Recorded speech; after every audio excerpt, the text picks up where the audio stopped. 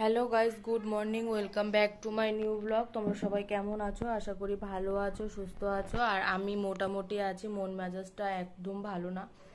কালকে সকালবেলা 10টার দিকে ভিডিও আপলোড করেছি, সেই ভিডিওতে দেখেছি ভিডিওতে কপিরাইট ক্লেম চলে এসেছে। তারপরে মনটা খুবই খারাপ হয়ে গেছে। সেই ভিডিও আবার এডিট করেছি, আবার এডিট করে আবার পোস্ট করেছি। তো ইদানিং ধরে এইরকমই হচ্ছে, মন মেজাজটা খুবই খারাপ। জানি না আমি কতদিন ভিডিও কন্টিনিউ করতে পারবো, কেননা ভিডিও এত কষ্ট করে ভিডিও করি, তারপরে যদি ভিউজ না হয়, রিচ ডাউন হয়ে যায়, তাহলে না মনটা খুব খারাপ লাগছে। দুদিন ধরে মনটা খুব আপসেট আছে। তবুও চেষ্টা করি ছোট ছোট ভিডিও ক্লিপ তুলে তোমাদের সঙ্গে শেয়ার করার, যে কি করছি না করছি, কি হচ্ছে না হচ্ছে, সবটুকু শেয়ার করার চেষ্টা করি। জানি না কতটা কি করতে পারবো।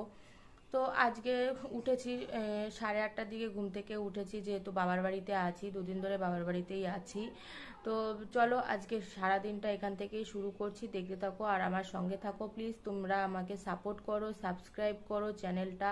চলো আজকে সারাদিন কি করছি না করছি অবশ্যই তোমাদের সঙ্গে শেয়ার করব। মা এখন রান্না করছে, চলো দেখি মা কি কি রান্না করছে। আর বোন বাবার সামনে দিয়ে না এই সমস্ত জায়গা দিয়ে সাদা সাদা চুল হয়ে গেছে, চুলগুলো পেকে গেছে, সেই চুলগুলো কলপ লাগিয়ে দিচ্ছে। আর মা রান্না করছে, চলো দেখি কি কি রান্না করে। এই যে দেখো এখানে বাবা বসে আছে, মাথায় চুল কলপ করছে। বোন বাবাকে কলপ করে দিয়েছে। আর ঘাড়ের নিচটা অনেকটা চুল এক্সট্রা ছিল, সেই ছোট ছোট চুল উঠেছে, সেই চুলগুলো পরিষ্কার করে দিচ্ছে। মানে বাবা প্রথমে বলেছিল কি যে দোকানে যাবে, মানে স্যালনে যাবে, কিন্তু বোন বারণ করছিল যে যেতে হবে না, আসো আমি যতটুকু পারবো ততটুকু পরিষ্কার করে দিই।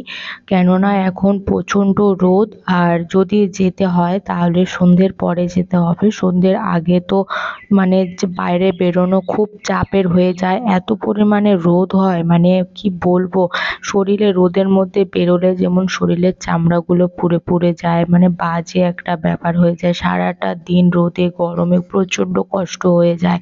বাবা যেমন আমাদের বাড়িতে যেহেতু চাষি বাড়ি, আর আমাদের আদার্স কোনো কাজ নেই, মানে কাজ বলতে কি বলবো, যে এক্সট্রা কোনো আর্নিং সোর্স নেই।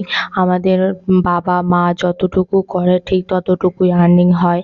এবার আছে না যে এক্সট্রা কোনো আর্নিং সোর্স থাকবে, এটা না করো সেটা করলে মানে ওখান থেকে একটা না একটা দিক থেকে ঠিক আর্নিং হবে, ওরকম কোনো ব্যাপার না। আমার বাবা মা দুজনেই মাঠে ঘাটে খুব পরিশ্রম করে, আর একটা ফার্ম আছে, যে ছোট্ট একটা ফার্ম চালায়। এই দুটো জিনিসই, যদি ফার্ম চালায় তাহলে মাঝে মধ্যে কোনো কোনো সময় ফার্মে এমন অবস্থা হয়, লাস্টে মানে সে মাসের শেষে গিয়ে দেখা যায় যে কোনো কিছুই থাকে না, লাভের লাভ কিছুই থাকে না। আবার ঠিকঠাক করে মাঠে যদি না যায়, মাঠে চাষবাস যদি ঠিকঠাক করে যত্ন না করে, তখন দেখা যায় কি হয় যে চাষবাস করতে গেলেও তো একটা খরচ লাগে, হিউজ একটা অ্যামাউন্ট লাগে। মানে ওই যেই ফসলটা ফলাবে সেই ফসলের দানাগুলো লাগে, মানে সার টার অনেক কিছু লাগে, সেগুলো মানে দিয়ে অত কিছু মানে দিতে হয়। এবার শেষে গিয়ে দেখা যায় যে খরচটা পর্যন্ত ওঠে না, এরকম একটা ব্যাপার হয়ে যায়। তো এই যে দেখো এখানে মা রান্না করছে, মা আজকে প্রচুর কিছু রান্না করবে।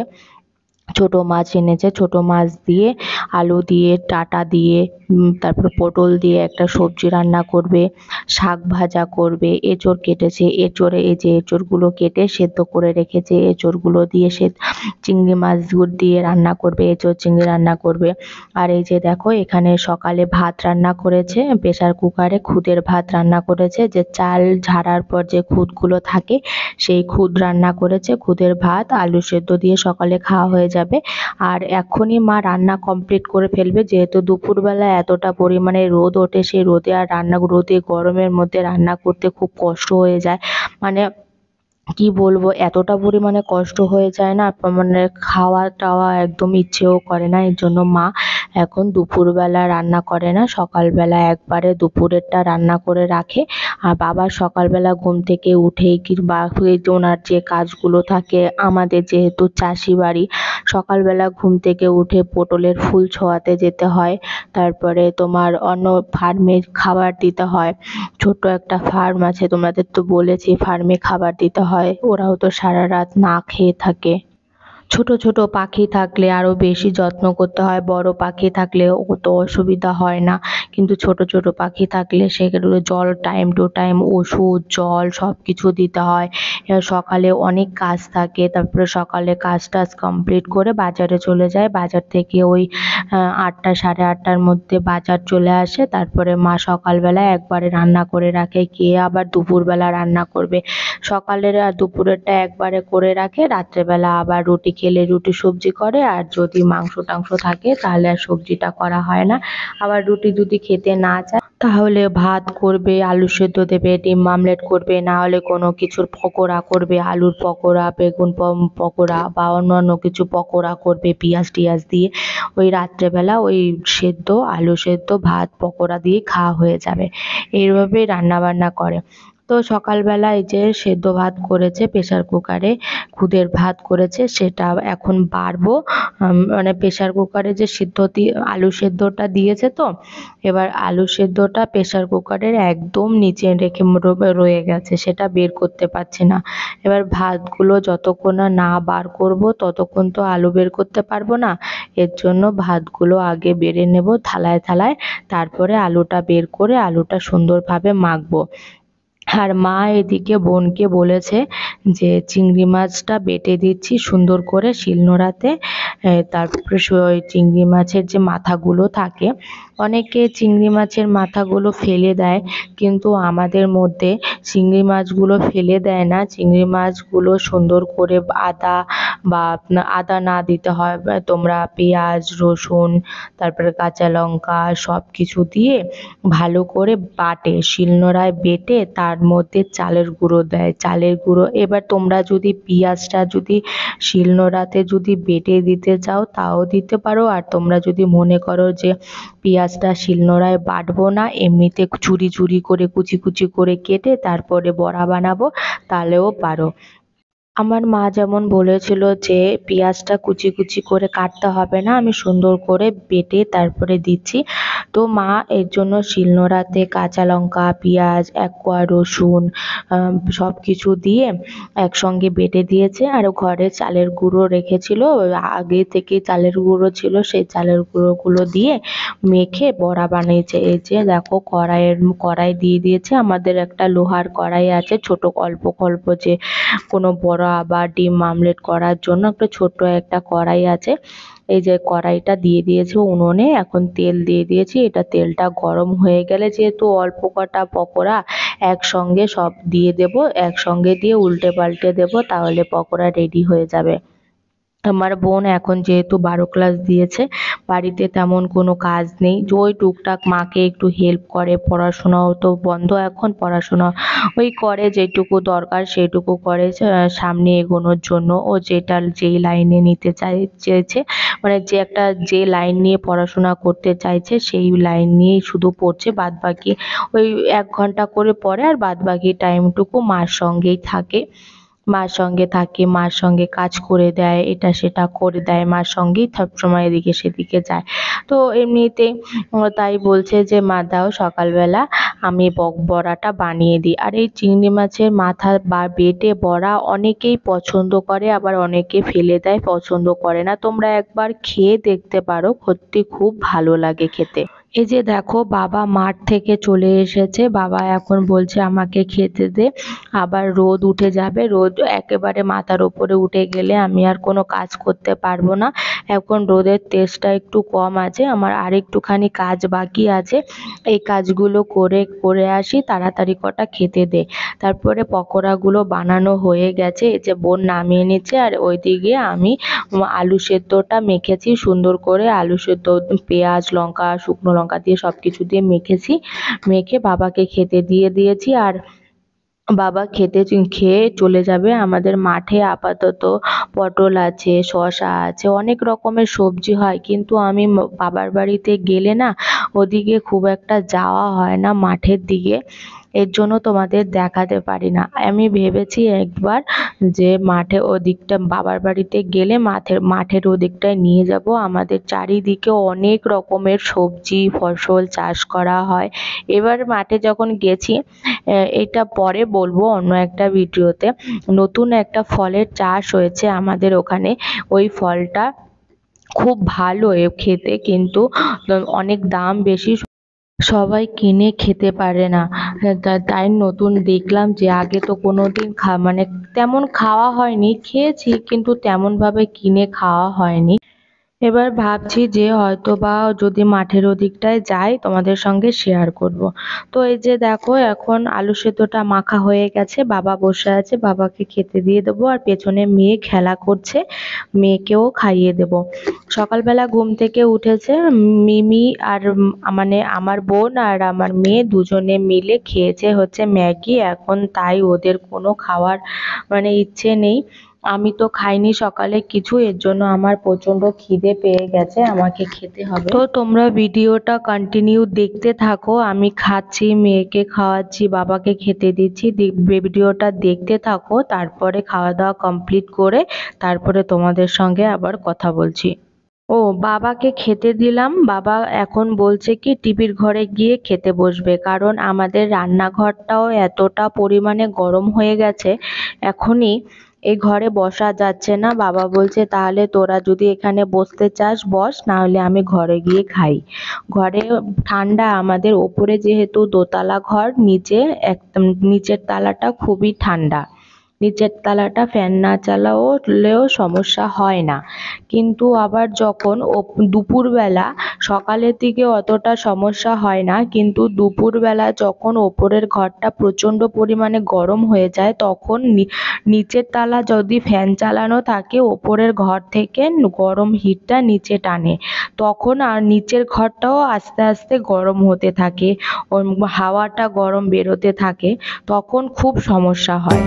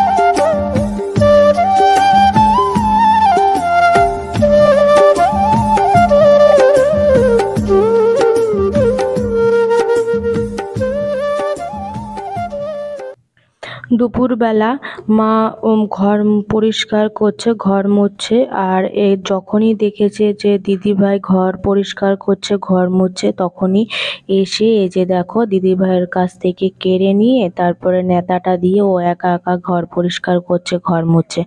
আমি বলছি বাবা দে, তুই তো পারছিস না, দিদিভাইকে দিয়ে দে, প্রচণ্ড গরম লাগছে, তুই পারবি না, তুই দিদিভাইকে দিয়ে দে। বলছে না পারবো আমি, তুমি আমাকে এরকম করে জলটা চিপে দাও, তাহলে তো আর জল থাকবে না, হালকা হালকা হালকা করে আমি পরিষ্কার করে দেব, মুছে দেব।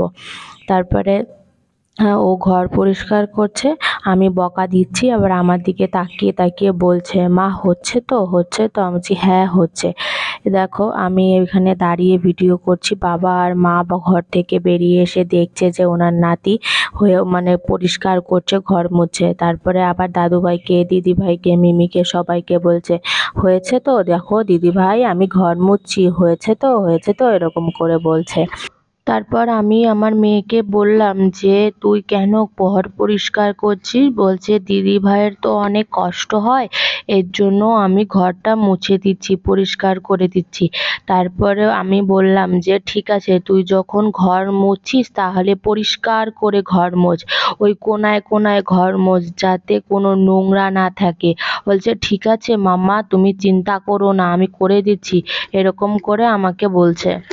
মা ওদিকে ঘর পরিষ্কার করছে আর আমি এদিকে ঠাকুমা বাড়িতে নেই, ঠাকুমার ঘরের চারি সাইডটা আর আলমারিগুলো একটু গুছিয়ে দিচ্ছি, যেহেতু ঠাকুমা বয়স্ক মানুষ, শাড়ি টাড়ি ঠিক করে গোছাতে পারে না, মাও সময় পায় না, মাঠে ঘাটে থাকে, ফার্মে থাকে।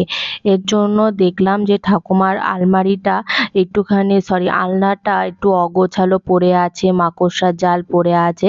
বেশ অনেক দিন হয়ে গেছে, প্রায় 1 মাসের উপরে হয়ে গেছে ঠাকুমা বাড়িতে নেই। তোমরা তো সকলেই জানো, এর আগে একদিন বলেছি যে ঠাকুমার পড়ে গিয়ে হাত ভেঙে গেছে। তারপরে ঠাকুমাকে পিসি বাড়ি মেজো পিসি এসে নিয়ে গেছে, যেহেতু বাড়িতে তেমন কেউ নেই। ঠাকুমাকে মানে কে দেখাশোনা করবে, মা বাড়িতে থাকে না, ঠাকুমার তো টাইমে টাইমে খাওয়ার ওষুধ সব কিছু দিতে হবে, আমি বাড়িতে থাকি না, বোন বাড়িতে থাকে না, মা ফার্মে টার্মে কাজ করে। এর জন্য ঠাকুমাকে পিসি এসে নিয়ে গেছে। পিসিদের বাড়িতেই অ্যাক্সিডেন্টটা হয়েছিল, তার জন্য পিসি বলছে ঠিক আছে আমি আমার কাছেই রেখে দিই।